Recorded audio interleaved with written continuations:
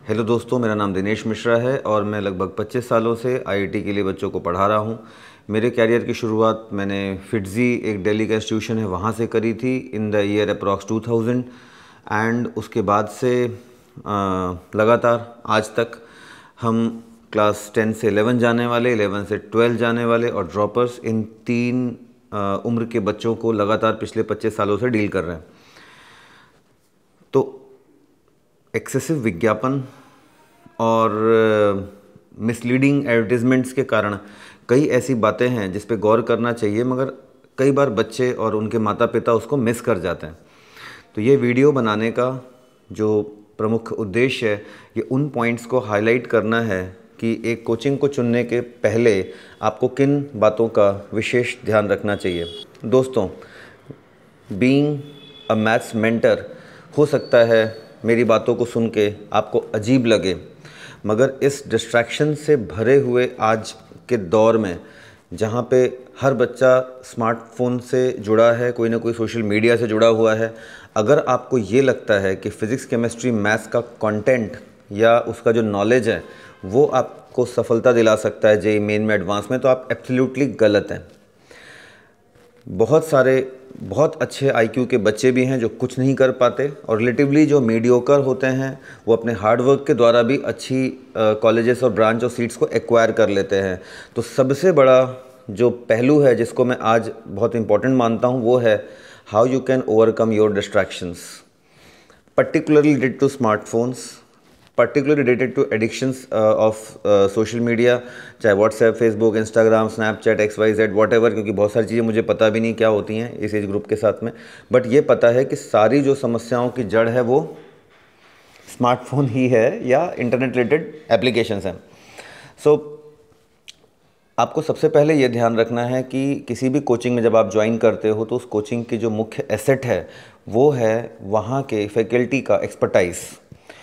हम पिछले 25 सालों से लगभग यहाँ पढ़ा रहे हैं और रेडियंस 2005 से एग्जिस्टेंस में है, और मैं कह सकता हूँ कि सबसे कंसिस्टेंट इंस्टीट्यूशन है। इवन जो पेंडेमिक आया उस समय भी हम अकेले थे, ना हमने हमारे एम्प्लॉयज़ की सैलरी रोकी, ना हमारी क्लासेस बंद की, फिज़िकल से सीधे ऑनलाइन चले गए। और इसी दौरान, या कोविड के पहले मैं बात करूँ तो जबलपुर में बहुत बड़े बड़े ब्रांड, ऐसे बड़े बड़े कोचिंग के ब्रांड जो कि पूरे भारत में प्रसिद्ध हैं, वो सारे 3 से 4 या 5 ब्रांड खुल के बंद हो चुके हैं। कोई 1 साल, कोई 2 साल, कोई 3 साल चल के बंद हुआ। और अभी भी एक बहुत ही बड़ा नेशनल कोचिंग इंस्टीट्यूशन आईआईटी का जो था, किस तरीके से बंद हुआ, उसके ओनर पे कितने केसेस हुए, क्या क्या हुआ, सबको वो बातों का अंदाज़ा है। तो दोस्तों, मैं इसको ऐसे डिस्क्राइब करता हूँ कि इस साल भी जबलपुर में हो सकता है कुछ कोचिंग नहीं खुल रही हों। तो कोचिंग्स खुलती हैं, विज्ञापन करते हैं, बच्चों को बुलाते हैं, रैंडम फैकल्टी से उनके साथ एक्सपेरिमेंट्स करते हैं। मतलब आज ये फैकल्टी नहीं पसंद आया, 3 महीने बाद दूसरा फैकल्टी, फिर पसंद नहीं आया, 3 महीने बाद तीसरा faculty, this keeps on going. Ultimately इसमें जो लूज़र होता है वो बच्चा होता है बिकॉज ऑफ दीज एक्सपेरिमेंट्स। अगर कोई फिक्स्ड फैकल्टी सेट आपका पूरे साल एक बच्चे को नहीं पढ़ा रहा है और हर 2-3 महीने के बाद आप उसको शफल कर रहे हैं, चेंज कर रहे हैं, तो उससे अल्टीमेटली जो लूज़र होता है वो बच्चा होता है। एंड ख़ास करके जब ऐसे कोचिंग्स अपना पैर या जो उनके फाइनेंशियल गोल्स होते हैं वो अचीव नहीं कर पाते और जब पैकअप करके जाते हैं, सबसे बड़ा जो लूज़र होता है वो बच्चा होता है। और ऐसी परिस्थितियों का आपके पास कोई समाधान नहीं होता। तो मैं सबसे पहले रेडियंस की सबसे पहले जो क्वालिटी हमारी ये बताता हूँ, we are the most consistent since 2001, even during the pandemic, जब कोई नहीं बचा था। एक बहुत बड़ा ब्रांड है जबलपुर में, वो तो सेल होके ओनर भी चेंज हो गया और बहुत सारे उठापटक हुए। अगली बात ये होती है कि आप जब भी किसी ऐसे नेशनल कोचिंग इंस्टीट्यूशन में एडमिशन लेते हैं, चाहे किसी भी सिटी में हो, छोटे या बड़े शहर में, तो वहाँ पे आपने देखा होगा कि they form different batches and they have different set of faculty. मान लीजिए उनके पास 25-30 सेट ऑफ फैकल्टीज़ हैं, कुछ उसमें बहुत अनुभवी और अच्छे टीचर हैं, कुछ उसमें ऐसे हैं और ज़्यादातर ऐसे हैं जो बिल्कुल भी अनुभवी नहीं हैं, जो आज हैं और कल कहाँ रहेंगे पता नहीं है। तो जब वो कोचिंग्स में बच्चों के टेस्ट लेते हैं, तो जब टेस्ट लेके जो बच्चे ऊपर आते हैं उनको अच्छे फैकल्टी प्रोवाइड कर दिए जाते हैं और जब उनके टेस्ट में नंबर ख़राब होते हैं, वो बच्चा नीचे के बैच में आ जाता है, तो उसको वो टीचर मिल जाता है जो अनुभवहीन फैकल्टी होता है, जिसका कोई ख़ास अनुभव नहीं होता। अभी भी इस साल हमारे पास कोटा की सबसे बड़ी नामी गिनामी कोचिंग है, वहाँ के बच्चे वापस आए हैं और कॉम्प्लेक्स नंबर जैसे चैप्टर्स, मतलब जो इतना बड़ा और इम्पोर्टेंट चैप्टर क्लास 11th का है, वो तक नहीं कराया गया है। One of the biggest brands of so called coaching industry in India.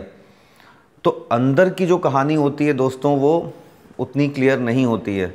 यहाँ पे छोटे शहरों में तो आपको सबका सब कुछ पता रहता है।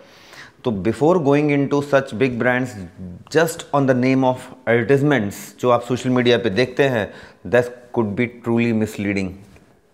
उसके पहले आई विल रिक्वेस्ट कि आप रेडियंस में आके मेरे से रूबरू डिस्कस कर सकते हैं। नॉट ओनली कि आपको रेडियंस में एडमिशन लेना हो तब भी, अदरवाइज भी at least I will let you know the facts what's going on. अगली बात होती है रिजल्ट्स को लेके। रिजल्ट्स जैसा कि हर कोचिंग खूब पब्लिश करती है, हमारे ये आए, हमारे वो आए। सबसे बड़ी बात होती है कि कितने में से आए। कितने मतलब कि आपके पास कितने बच्चे जेई मेंस एडवांस अपीयर करने वाले थे और उसमें से आपने क्या परसेंटेज सिलेक्शन दिया। वो सबसे इंपॉर्टेंट नंबर होता है जिसके बारे में कोई बात नहीं करता।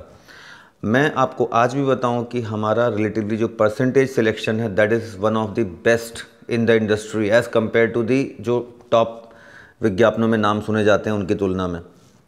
एंड जबलपुर में भी ऐसे इंस्टीट्यूशंस हैं कि जैसे आपने उनके यहाँ 9th-10th पढ़ा, उसके बाद 11th, 12th आप कोई और कोचिंग में पढ़ने चले गए और बाद में आप जेई सिलेक्ट हो जाओगे, still they will claim you कि क्लासरूम प्रोग्राम बच्चा है। बोले कौन सी क्लासरूम, 9th पढ़ा था।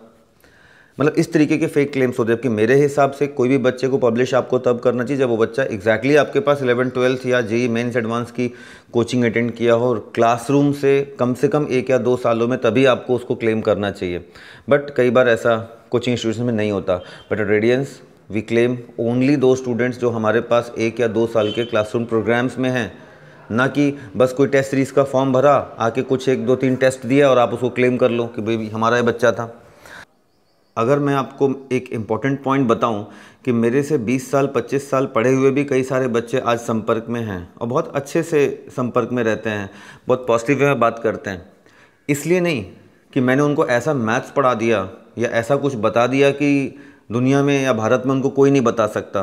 तो सबसे बड़ी गलती कई बार स्टूडेंट्स ये सोचते हैं it is only about content. No, it's about the spark, it's about the fire inside you. Because सब कुछ आपके अंदर होता है, बस उसको ट्रिगर करने वाला एक आपको सिस्टम चाहिए होता है, या एक मेंटर चाहिए होता है, या एक कोचिंग चाहिए होता है, या एक टीचर्स का समूह चाहिए होता है जो आपके अंदर के बेस्ट को निखार के आपको रिजल्ट लाने में मदद करे।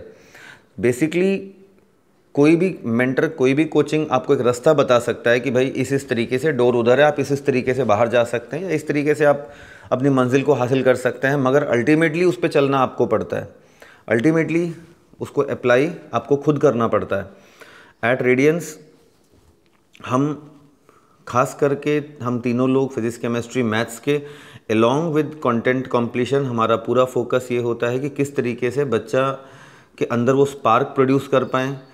उसके लिए कई बार अलग अलग जो कुछ हमारे पुराने एल्यूमिनाइज हैं, जब भी जबलपुर आते हैं हम उनसे भी मिलवाते हैं, प्लस उनकी जो कुछ सक्सेस स्टोरीज़ हैं उनको भी हम शेयर करते हैं। मतलब अलग अलग तरीके से we just want to give them good role models so that वो सिर्फ सोशल मीडिया के कीड़े बन के ना रह जाएं। Of course it can be very अजीब वर्ड कीड़ा, बट यस वही है, बिकॉज हर चीज़ में सोशल मीडिया पे घुसे रहना is totally bad. Plus at coaching I always motivate कि भाई या कोई एक हॉबी भी रखिए आप साथ में, कुछ नॉन PCM रीडिंग भी रखिए, और थोड़ा बहुत आधे घंटे 45 minute be on the ground. Because मैंने पिछले 20-25 सालों में ये देखा है कि जो भी बच्चे फिज़िकली एक्टिव रहते हैं, कोई ना कोई तरीके के स्पोर्ट्स में इन्वॉल्व होते हैं, भले ही sports not at the competitive level, but badminton खेल लिया, साइकिलिंग कर लिया, वॉकिंग रनिंग कर लिया, तो वो बच्चे डिस्ट्रैक्टेड भी कम होते हैं और उनका जो मोटिवेशन लेवल होता है वो भी हाई होता है। और इनकी परफॉर्मेंस आप पाओगे कि हमेशा उन बच्चों से बेहतर रहती है जो बच्चे सिर्फ आप कह सकते हो कि कंप्यूटर में, मोबाइल में या अपने डेस्क में घुसे हुए रहते हैं। So overall development is our prime aim at Radiance, and the admissions are open at Radiance, and you can come down to our office, जो कि मदन महल पुलिस स्टेशन के ठीक सामने है, होम साइंस कॉलेज रोड पे। और अदरवाइज़ ये हमारा नंबर है जिस पे आप व्हाट्सएप या कॉल करके भी आके आप मुझसे भी मिल सकते हैं। Further if you need any career counselling regarding what branches to choose और कौन सा सब्जेक्ट लेना है, या any more refinement you want, so you can come down to Radiance or you can directly talk to me. Thanks, see you soon. Bye bye, take care.